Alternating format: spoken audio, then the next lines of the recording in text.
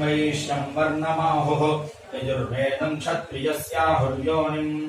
सामवेदो ब्राह्मणानां प्रसूतिः पूर्वेभ्यो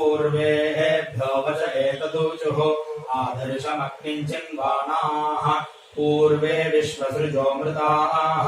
शतं वर्षसहस्राणि दीक्षिताः सत्रमासता तप आसीत् गृहपतिः ब्रह्माभवत् स्वयं सत्यगुंहहोतैषामासीत् यद्विश्वसृज आसदा अमृतमेभ्य उदगायते सहस्रं परिवत्सरान् भूतगुंहः प्रस्तोतैषामासीत् भविष्यत्रचिदाहरत् प्राणो अध्वर्युरहरत् इदं सर्वगुंसितासदा अपानो विद्वानावृतः प्रतिष्ठतध्वरे आर्तवा उपगातारः सदस्या ऋतवो भवन् अर्धमासाश्च मासाश्च